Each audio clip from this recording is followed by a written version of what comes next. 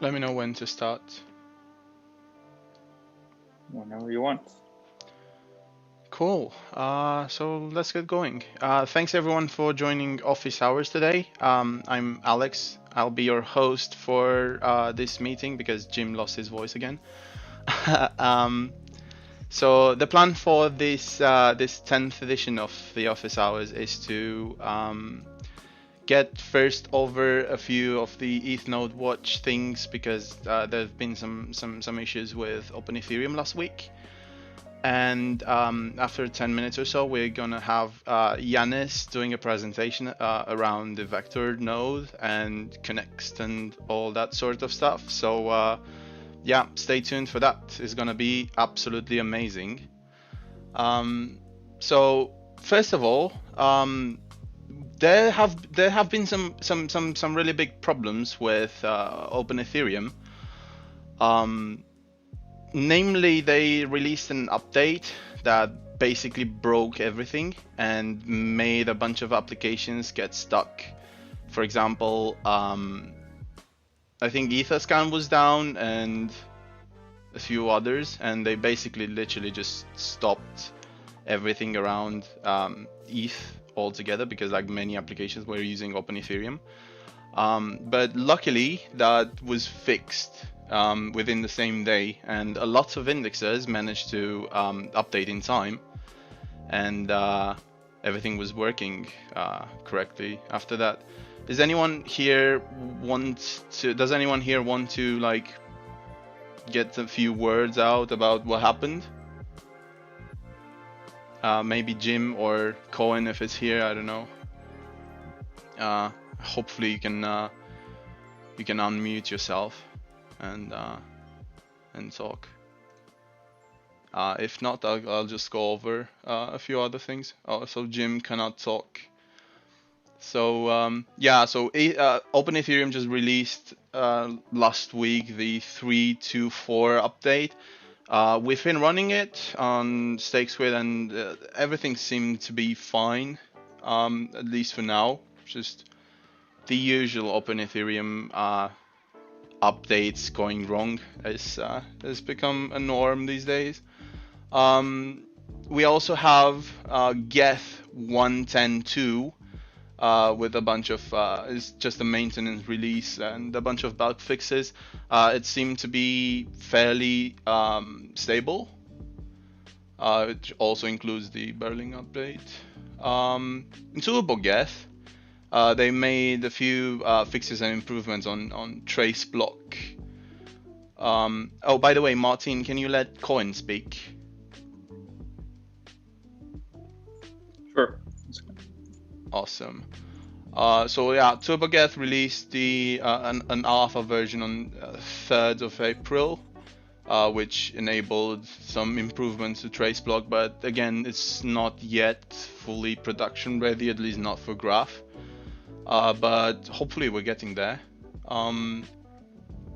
Again, the same problem with TurboGeth is that it doesn't work on our current implementation of the Graph mainnet, simply because it doesn't have support for pending transactions. It cannot estimate gas, so you cannot close allocations, you cannot open allocations, unfortunately. But hopefully that's gonna be fixed soon. Yeah, that's One question about the gas estimation. Is that something people would be interested in having like a workaround for, like just like have a set like a pretty high gas limit, and be able to execute anyway without the gas estimation? Because that could also work with TurboGeth then. If TurboGeth we could won't be try. updated. Yeah, we could try.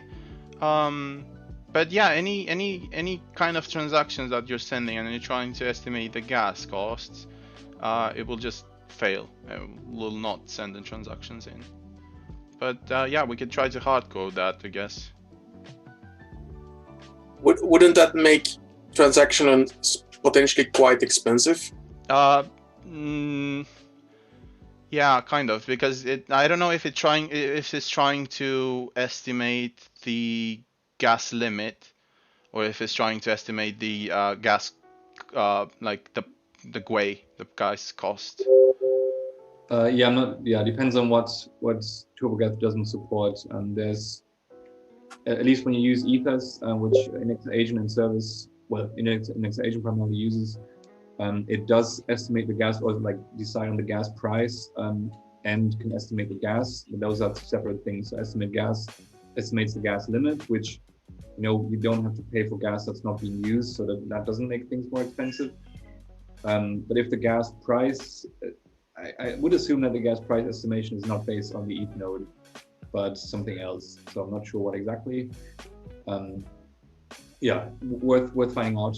But if that's a problem with TurboGeth, and that's the only thing that keeps us from being able to use TurboGeth, for indexers, then that'll be something we can definitely work around. Yeah, that would be fantastic. Personally, I'm not supportive of that. I don't think that we should, be implementing workarounds into the agent to account for TurboGeth's lack of implementation of that method. It'd be better if we could incentivize them to implement that method. I don't imagine it's a hugely complicated method to implement. And I hear that they may have applied for a grant from the foundation anyway. So, if we can do things properly and cleanly, I think that would be preferred. Yeah, absolutely. Yeah. According to my information, TurboGeth did apply for a grant quite recently. I know that they applied. Other than that, I don't know, because I encouraged them to apply. I think another problem with TurboGeth I've been seeing is that it's struggling to keep the block ingestion up to the chain head. I've repeated this test for a few times just on my own server. It's often lagging tens or 50 blocks behind the chain head for no clear reason to me, because TurboGeth itself seems to be up to the chain head, but something is not working fine between TurboGeth and the block ingester of the graph node. Yeah, like with an open Ethereum node, when it says syncing up to on a fresh database, syncing up to the chain head, it takes mere seconds.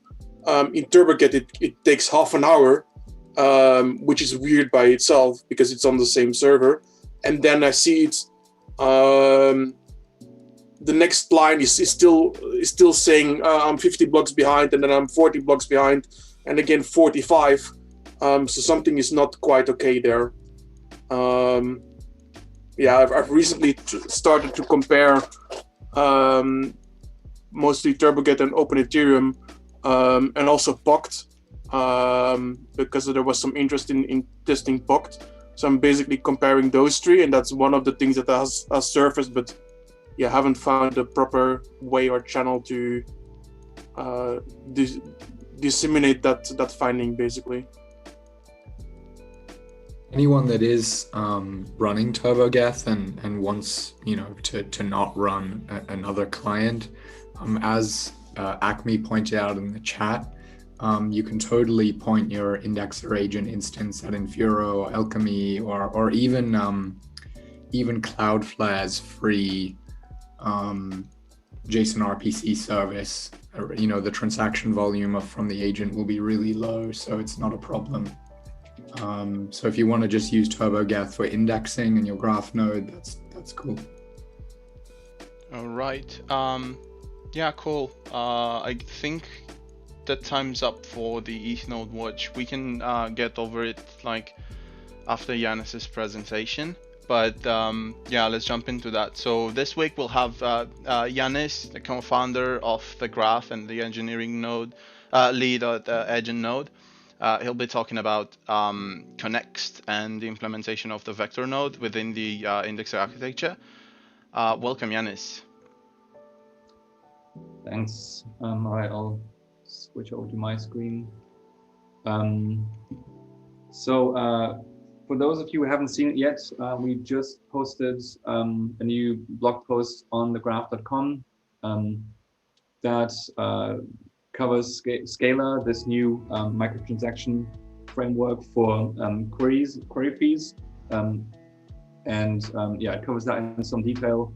I'm also going to go through some of that today, but primarily focus on like how exactly it works behind the scenes, and how that affects you, how it integrates with the Indexa components, what the new vector node means that you will be running, and yeah, how vector state channels work, and then how Scala, this new framework on top, works as well. So, but yeah, I recommend everyone check this out. URL is pretty easy to remember: graph.com/blog/Scala, or you just go to the blog up there in the navigation and you'll find it.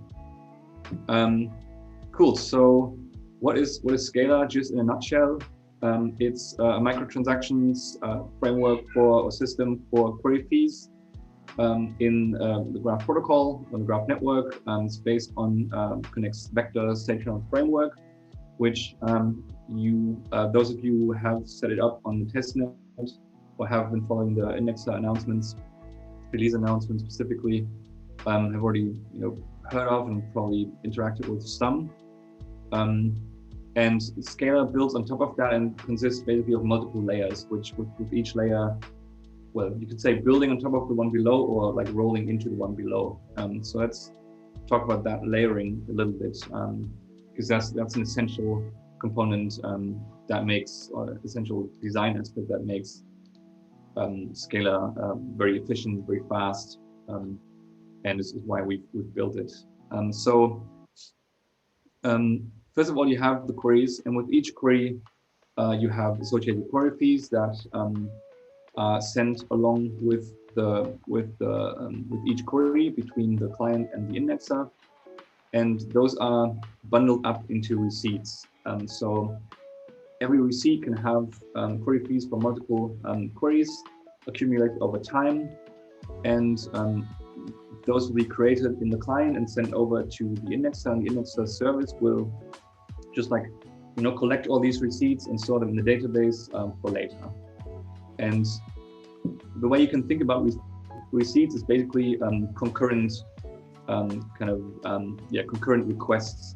So if a client wants to make 20 concurrent requests to you as an indexer, it can only use one receipt at a time, so it'll use up to 10 receipts in parallel, and then as the query volume goes up and down, especially if it goes up, it'll create more receipts on demand.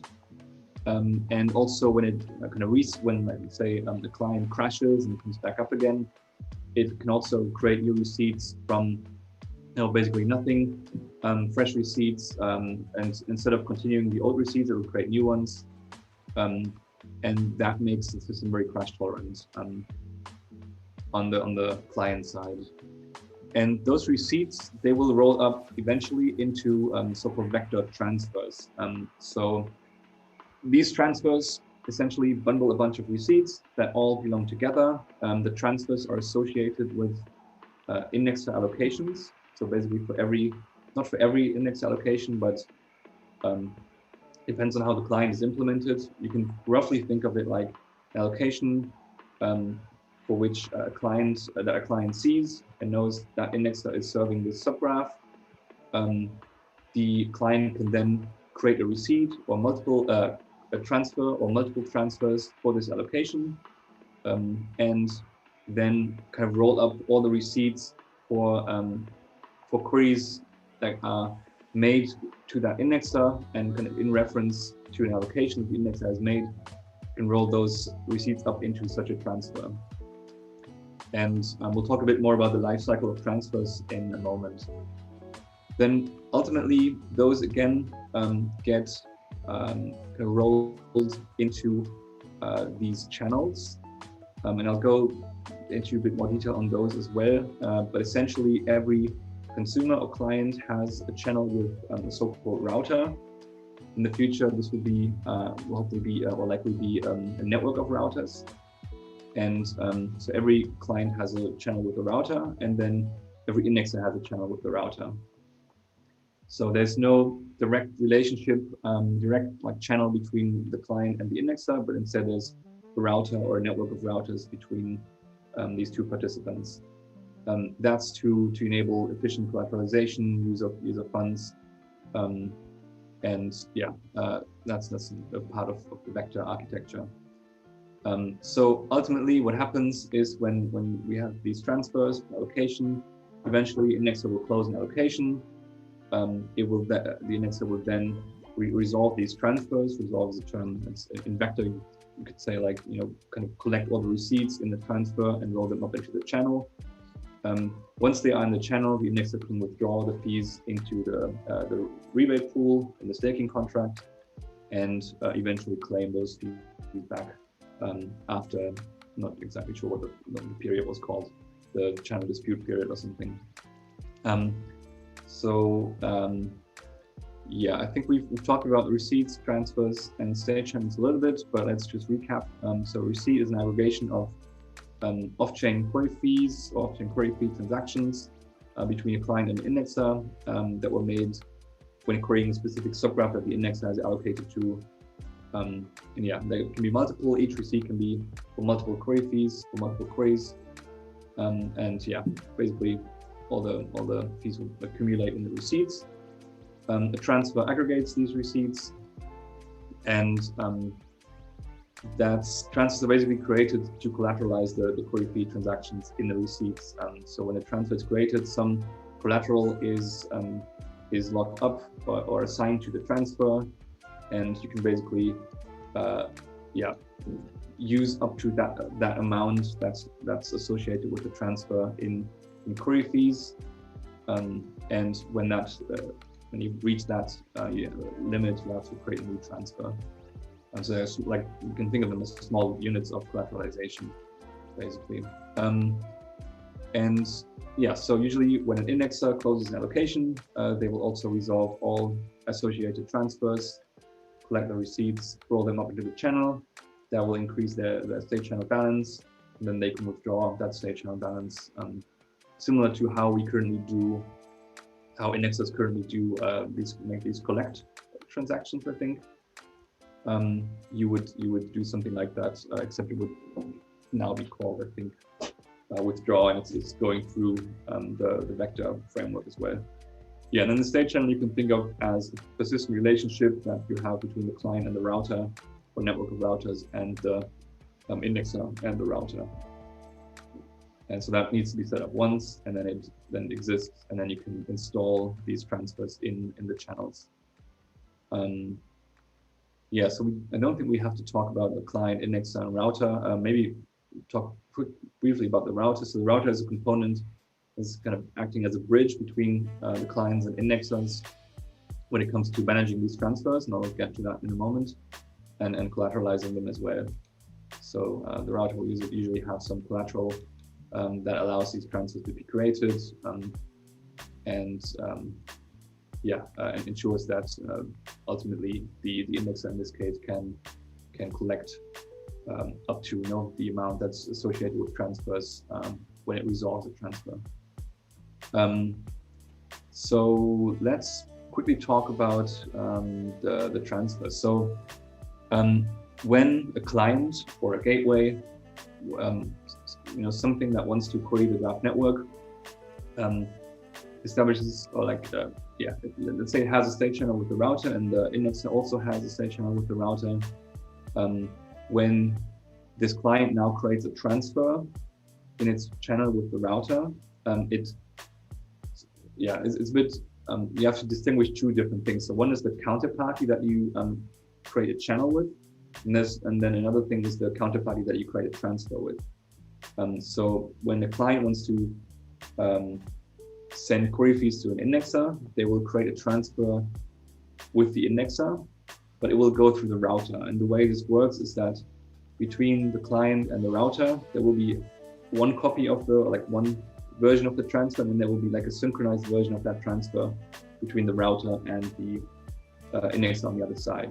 So those are two separate transfers. They have different IDs in the system, but they are essentially managed by the router in that they are kept in sync, or like actions, like when you resolve a transfer, the router will ensure that things happen on both sides. And so let's now quickly take a look at how a transfer resolving a transfer affects the state channel balances. So let's say that we have, a client with a state channel with the router and router with the state channel and the indexer. And there's always two balances in these state channels. So in the client router channel, the client has a balance and the router has a balance. And same, both participants in the channel have a balance. And if we assume, for instance, in this case, the client starts off with a balance of 10, let's say GRT in this state channel, and the router starts with a balance of 20. The indexer starts with 0 because the indexer never, transacts anything into the channel; it only receives query fees. And the router also, likewise, doesn't send anything to the client; it only receives from the client to forward to the indexer. So let's now assume we have a transfer that has two receipts. Maybe there were two concurrent like query requests at some point from this client to this indexer. One over time accumulated 5 graph tokens, and one accumulated 1 graph token, which makes a total of 6 graph tokens. It's now assumed that one such transfer is resolved. Then this effectively uninstalls the transfer. So after that, the transfer is kind of gone, it's history. But the balances in the state channel are updated. So in the client router channel, the client initially had 10 graph tokens, and after resolving the transfer that was for 6 graph tokens, obviously the client will now have only 4 because it, paid 6 or transacted 6 graph tokens over to the router. Router now has 6. And am I getting this right? I think. And afterwards the router in the router indexer channel has only 14 because it forwarded the 6 graph tokens to the indexer, and the indexer has 6. So in total, the router, even though it has different balances in the two channels now, has the same total as before. So the router didn't lose anything. The gateway obviously has less, the index has more. And so that's basically how transfers roll up into the state channels. And now I'd like to take a quick look at like the overall, can I zoom in here? Yeah, the overall query fee flow. Oops. So what happens is that the client creates, so we have the client, the router, and the, zoom out a little bit, and the indexer.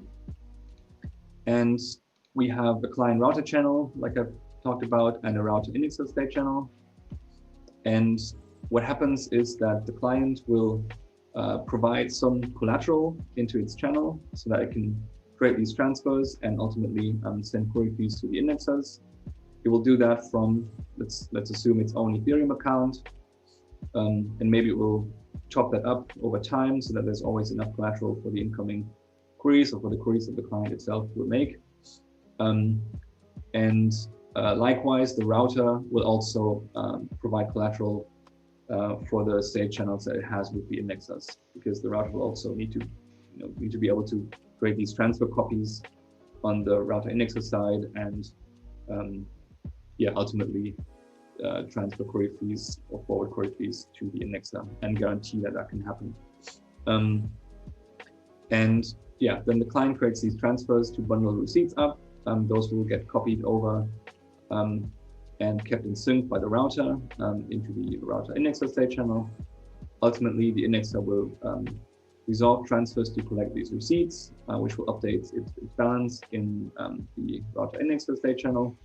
And then later, when all the transfers for, let's say, an allocation have been resolved and all the the balance in the state channel is updated accordingly, then the indexer, in this case the indexer agent, will withdraw these query fees for that same amount for that allocation into the staking contract. And then sometime later, after this dispute period, the indexer, or also the agent in this case, could claim rebate rewards based on those query fees.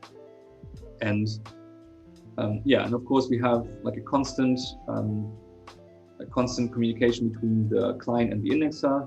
Whenever it sends queries, it'll not just send the queries, but it'll also always send like the latest version of the receipt that it's been using for this, or that it wants to use for this query, which is, you can think of a bit like just like a counter, like how many query fees have been accumulated in this receipt. I want to make a new query, add the amount of that for that query to the receipt, send that over, and the indexer can cache it and can write it to a database and then use it as payload when it resolves the transfers for which those receipts were created. And so yeah, we have a few on-chain transactions here. Those are the red ones. Client providing collateral into its own channel, the indexer withdrawing query fees like we do today through the call to collect. We have some collateralization going on. We have these off-chain transfers that are created, a few transfers per allocation, increasing with the number of clients. So every client will create, let's assume like a handful of transfers. If the allocation lives for a few days, it's hard to say. I think how many we will see there is something that still have to learn a bit more about. Depends on like how sufficiently they are collateralized, and how frequently you have to create new ones, or also how frequently indexers create new allocations and so on. And then yeah, we also have the receipts off chain, and that's the high performance part. So that's something that's very nice, is that in this entire process of creating a receipt, updating the receipt, sending queries, the indexer receiving the queries with the receipts and like validating the receipts and caching them or storing them, there's no database access needed, for instance. So it's very fast, as fast as it can get, and that's also what the blog post talks about a little bit. I think Cohen posted a quote from that on Discord about how quickly, small difference in the processing overhead here, how quickly that adds up and makes a notable difference. Cool, so that is the overall flow for query fees. And let's see what else we had. So then, I know this is a bit of a roller coaster, but we'll have some, if you know me, my presentations are always like that. We'll have some time for questions afterwards and to recap things that I maybe went over too fast. So I want to quickly talk about the indexer infrastructure. So some of you have updated already, and it's, deployed a vector node alongside your other indexer components, etc. But I want to just go through like the differences from before and after for everyone. So you may remember this like port overview, like what connects with what and through which ports. Obviously, ports can vary depending on how you set things up. I think these are the default ports for everything. And I'll go through what's new. So first of all, some of you have asked about that, and actually this needs to be fixed in the indexer CLI, is that the channel messages inbox endpoint is gone now, because there are no channels being created anymore through this endpoint, or like synchronized when they are kind of in and out of sync state anymore. That all happens through the vector node, and and everything else is going the receipts specifically sent along with the queries. So there's no need for this separate endpoint anymore, which means we can remove it from the indexer CLI check as well. So that's a small change. Biggest change is that there's now another component that needs to be deployed alongside the agent and indexer service. And there's no arrow between the indexer service, but it's port 8000 that the indexer service will talk to, so the vector node port 8000. And this vector node is new in the whole system.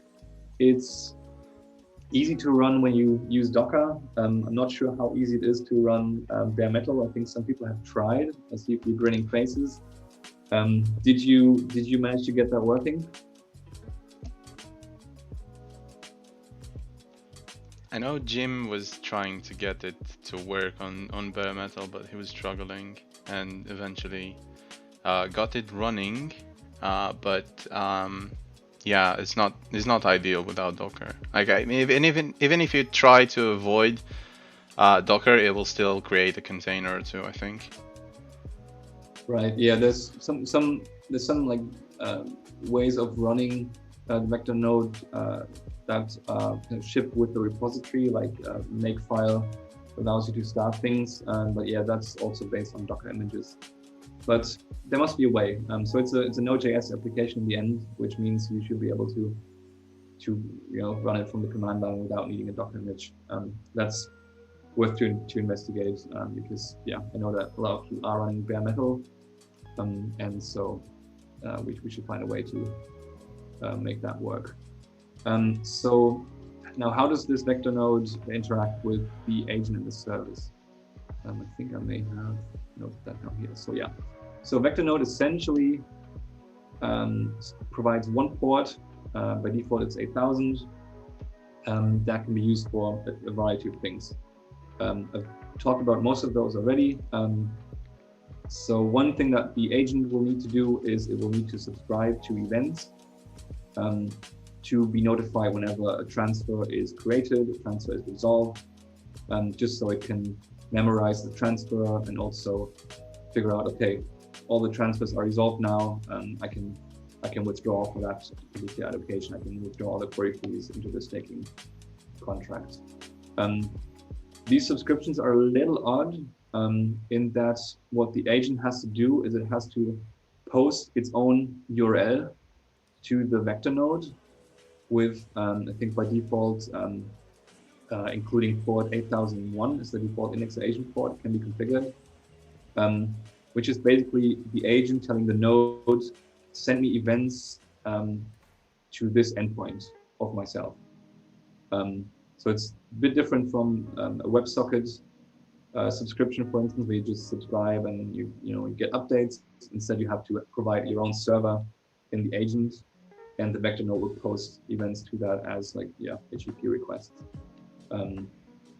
It works, but I think it's a bit confusing when you set up your infrastructure and suddenly agent connects to vector node, but it also needs to post its own URL, and vector node talks to the agent in like this circular way. It's a little weird, a little confusing. I think we can make that more clear in the instructions probably.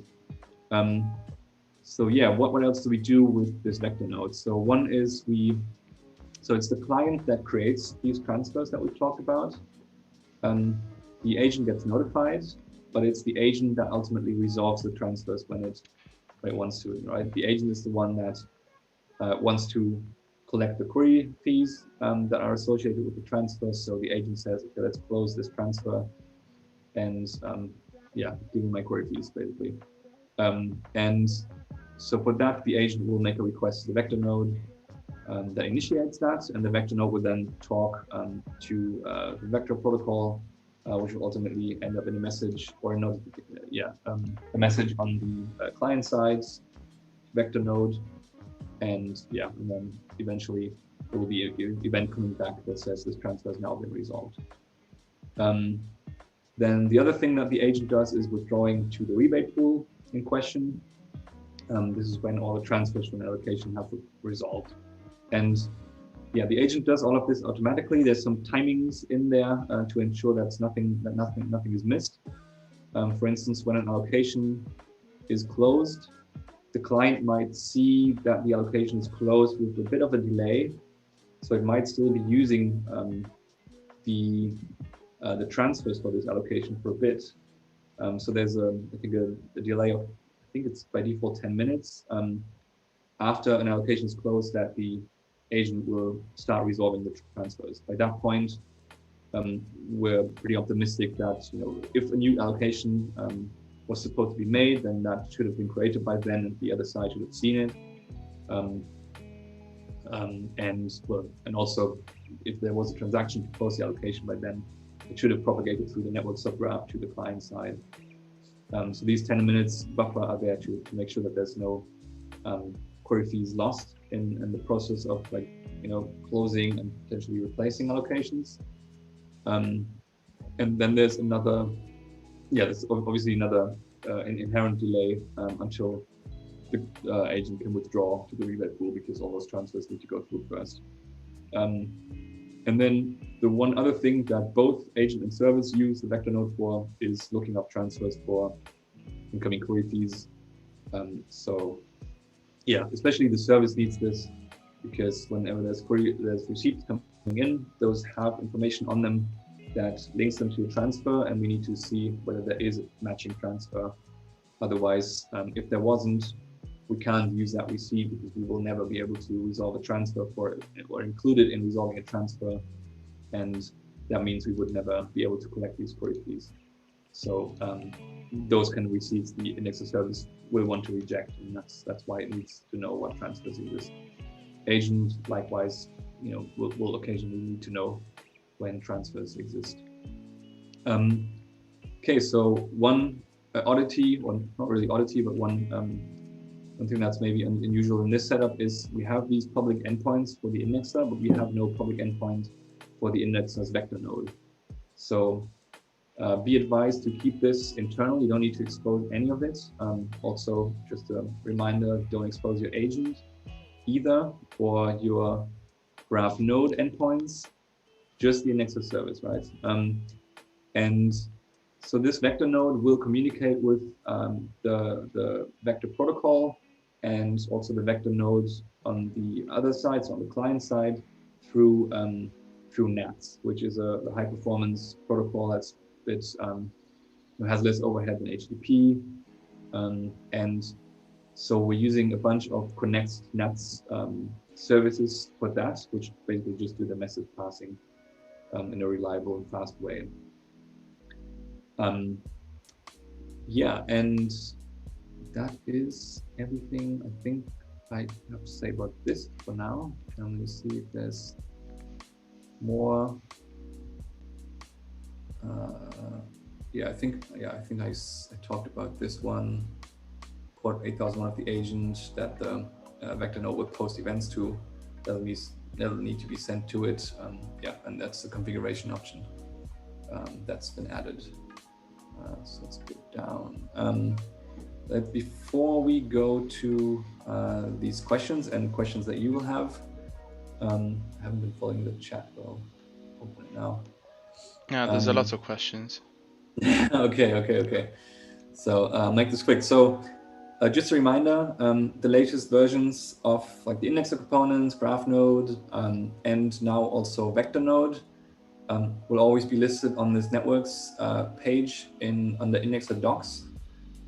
And that also includes for the testnet, we should update this one because we now have this nice faucet bot on Discord.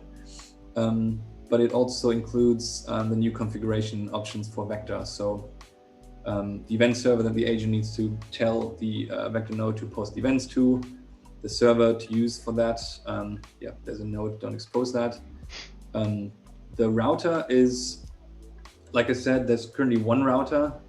There will, I think the long-term plan is to have a network of routers in Vector.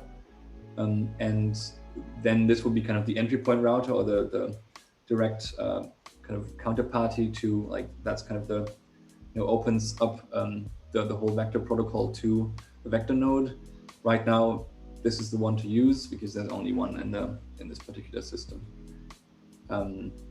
And then for the service as well, we have the two options here.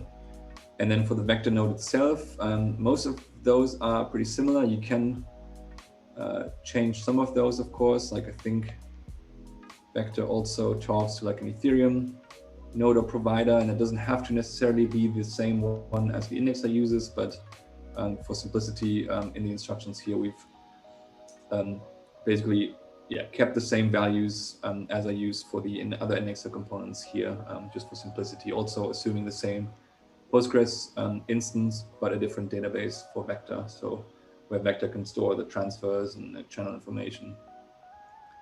And so it's few environment variables, with one being, a little trickier to set up because it's a JSON string, and that can be a little daunting to put a JSON object into a string environment variable. I think there's also a new option now in Vector Node to pass in a file, something we asked for.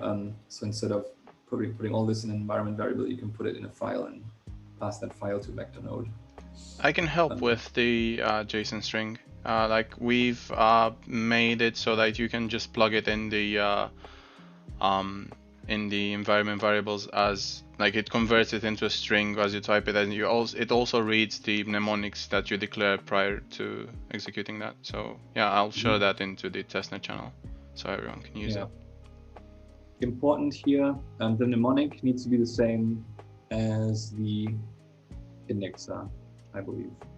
I'm pretty sure it has to be the same. So I think actually you can probably skip this one and just put it in here, but I'm not entirely sure. It might both be needed. Yeah, cool. So that's the reference information on how to set things up. I know that's like the whole picture architecture there's missing, but we'll update the port overview, adding the vector nodes, and add some of this other information so you have more things to look at for reference when you think about this and you want to know more about this. So one question I think that has come up in last week's Indexa office hours or on Discord, I'm not entirely sure, Eva forwarded these to me, is how Indexa should think about scaling the vector node. So only run one vector node, very important. I'm not sure how protected they are or how safe it is to run two of them, the same mnemonic against the same database, and put them behind a load balancer. I don't think that makes any sense. But I'm not sure what side effects it could have. Well, I can guess what it could be, all kinds of race conditions and conflicts and broken channels and transfers. So don't do that. For reference, the work the vector node needs to do is kind of somewhat similar to the agent, in that it's, when an allocation is opened, there will be transfers created by a client. So you get a few transfers created for every allocation. Whenever you close an allocation, the vector node needs to make a few, execute a few operations to resolve the transfers and withdraw. There will be potentially a number of clients, could be a number of gateways from the community or something. So you have to take this times potentially a few hundred, depending on how many client processes there will be that implement this. But that's still not something where you need horizontal scaling or a large amount of resources. We'll be monitoring the resource usage of vector nodes on our own infrastructure as well, and see kind of how hungry it is, but it shouldn't be very. It's also not part of the critical path of queries, so you can scale your Indexa services independently of vector node. One thing worth noting here is that allocations are no longer a means of scaling your infrastructure. I think I've said this probably before. You made that change prior to implementing Scala already, I think. But just keep that in mind. Allocations are a way to flexibly allocate stake towards subgraphs. How many allocations you have doesn't make a difference in how many queries you will or can receive. That was a very early thing in the testnet, and I think it may have still been the case when we launched mainnet. How can indexers test this? Was a question. So first of all, Scala is live on the testnet. We're currently on and off, testing it on and off, doing some stress testing. I think a few of you have seen something like 500 queries per second occasionally. So we're definitely actively testing this there. It would be great if as many as possible of you could deploy vector node, update the configuration accordingly, and so that there's more indexers to stress test over and see how we can push the performance of all that. That's an ongoing effort. There's also a rough timeline for Scala on mainnet. So as was announced some time ago, subgraphs will start migrating to mainnet this month. And once indexed, these migration partners that use the subgraphs will start testing on mainnet, and be able to switch to production once they feel comfortable, once the redundancy is there that they need, performance is there they need, and so the goal is to test and stabilize Scala on testnet in time to launch it roughly around the same time as subgraphs start migrating, so that queries and query feeds will be ready to go for people to experiment with the subgraphs on mainnet. Cool, that's it from me. Let's go through everyone's questions. I have a question before we jump onto that. Cool. Can you scroll down to the overall architecture of the Yes. the other one like below the indexer infrastructure? Yeah. Yeah. So if like a while ago we needed to have multiple service nodes to scale up properly and to handle more queries. Is it still needed now? That's still the case, although the performance of the indexer service has improved. So there's no like database synchronization necessary anymore to update channels with incoming query fees. So it's a lot faster that way. And we have also added a native indexer component that creates attestations natively, and also verifies the receipt signers natively. So I think Zach, what did we calculate? Like indexer service before the native optimization could handle something like 50 payments per second per process, and that should have tripled roughly. Yeah, that should have tripled, but there's still something that's downstream from the indexer service that seems to be capping the throughput, and we're not sure what it is yet, but we're looking into it. But before this, if you were running 50 queries per second, you would be using 100% of the JavaScript thread processing things like verifying receipts and creating attestations. After this change, we use about 16% of the main thread doing the same work. Awesome. Yeah, so rough number, that should mean, assuming there's nothing else that slows things down, network latency and whatnot, one indexer service process should be sufficient for up to like 150 queries per second. And yeah, you can do the math, like 10 of those should be sufficient for 1,500 queries per second. So yeah, and that, that's something that could probably still be improved. Looking into a few things there. Brilliant. Cool. Should we jump onto others' questions? I'll just take in the way that they were posted. Steak Machine is asking, how can we stress test our setups? Is there a way we can do it similar to like phase 0 or whatever?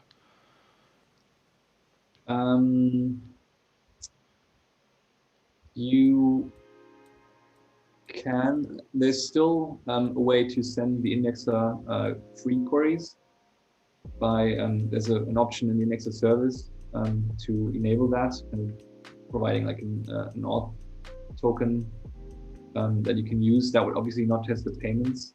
Those have a bit of an overhead, but if you want to stress test your setup itself, then you can basically just use that and then just hit your indexer with valid queries for the subgraphs that you want to test with. That's I think the easiest way. Otherwise, you'd have to build a client that speaks Scala and Vector, and that's less easy. Are we going to see a lot of traffic on the testnet just to like make sure that our setups are working and whatnot? Oh yes. The more indexers, the better. The more we have, the more queries we'll see. But yeah, like I said, like I think few have already seen 500 queries per second. They will see more. Cool. That's a way to stress test our setups, I guess. Jim is asking, we continue to run service node. We still need to scale them horizontally. Okay, we have answered that.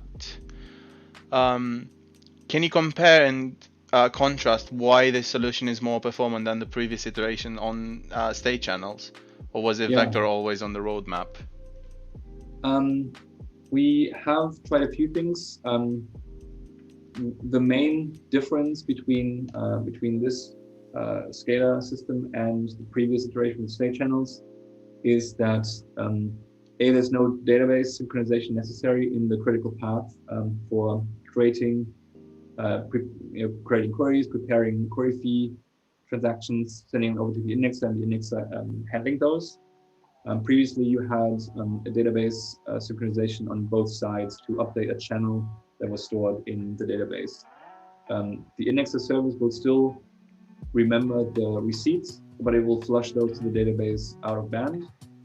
And and the second, and the client can basically create new receipts whenever it wants to, or whenever it feels it needs to. Obviously, the fewer receipts, the better, but still.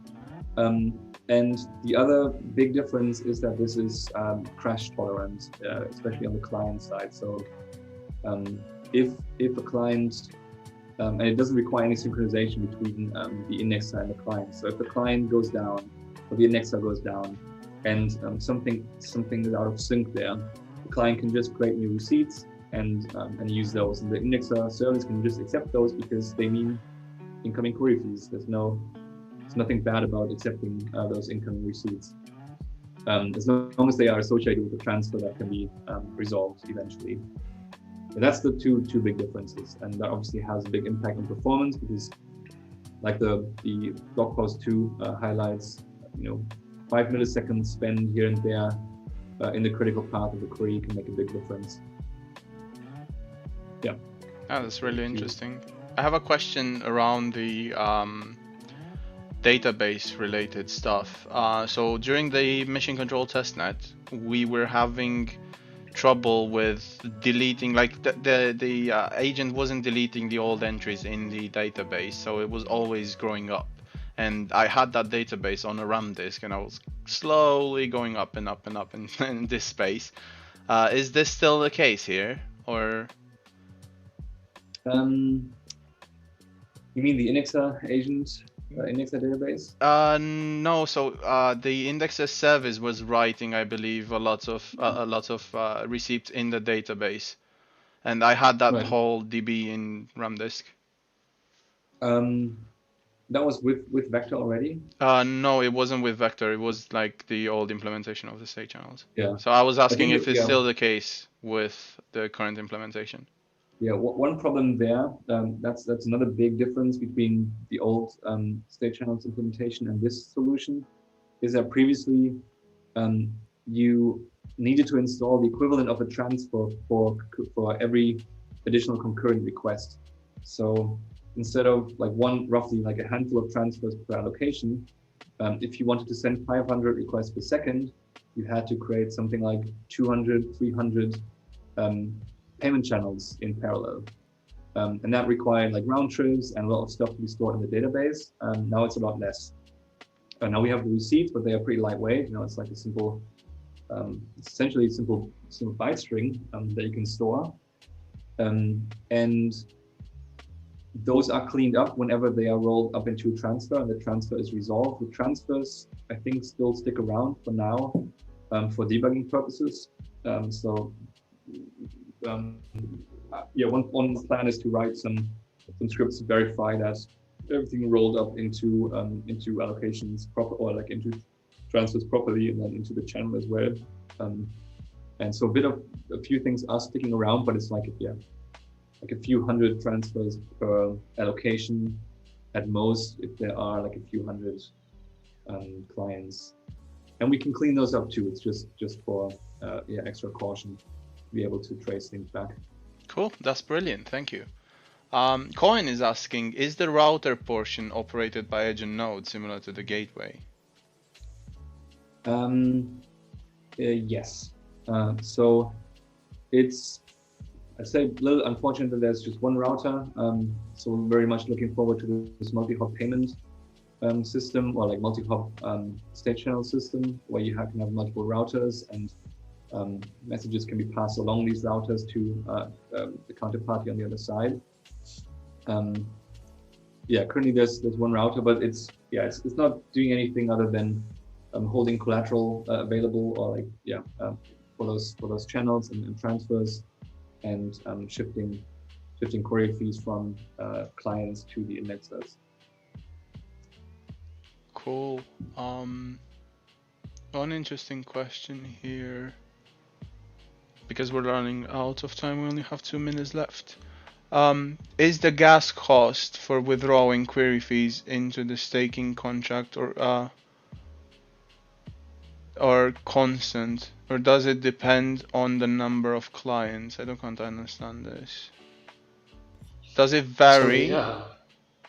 That was me. The question is whether when the indexer basically tries to settle everything from state channels and move into a one, whether that gas cost is going to be constant or depends on something like the number of clients, number of allocations, or number of receipts. It's the way it currently is. So it depends on the number of allocations. Because like currently, where you collect one allocation at a time, you would now create a withdrawal for one allocation at a time. And that's a withdrawal is essentially like a direct call to the staking contract, except it goes through an intermediate contract, because that's how it works with Vector. Gas costs, I would have to double check what those are. Awesome, thanks. Cool, thank you. One last question before we jump off. What's the longer term vision for Scala? Can you tell us more about the relationship between Edge and Node and Connext? I think you can read that up in the blog post. Okay, cool. Right, so there's a good question. Does the router take any fee on facilitated transfers? It could, but we're not going to. I think so. That's an interesting aspect about Vector. So once there is a way to run these routers in a network of routers, I believe the way they incentivize operators to run routers is that they can take a fee for transactions that they create, for instance. And that, so basically whenever there's a transfer that results for, not sure if transfer or withdrawal, that is for, let's say, 5 GAT, they could take a fee, and you can ask for that fee up front to decide whether you accept that or not. Details I'm definitely blanking on, but it could be that it's interesting or that will be interesting for indexers to run routers as well. It's basically the way it currently will work is that so the router could perform the withdrawal transaction on behalf of the indexer. Then the router would have to pay for the withdrawal. But the way it works at the moment is that the indexer asks Vector to create a withdrawal, and then it creates the withdrawal transaction or puts the withdrawal transaction on chain itself. That way, there's no fee involved on the router. You don't have to trust the router either to send your withdrawal on chain. You do it yourself. Yeah, Yanis. First of all, thanks for the presentation and congrats on the Scala release. Super awesome to see the progress in state channels. So I asked the question about router fees, and I guess the question comes from the perspective that as we kind of move into the multi-hop router environment, obviously routers are incurring significant cost of capital in having to lock up capital to facilitate transfers. So I think we can 100% expect that when we reach the multi-hop era, routers will be charging fees to cover that cost of capital. So have you modeled the fact that fees are likely at all, and how does that fit into the kind of broader fee model for the network? I think one thing it definitely encourages is keeping allocations open as long as possible to be able to accumulate as many fees as possible, so that the fee you pay to the router or routers is less in comparison than like if you were to similar with like gas fees on Ethereum.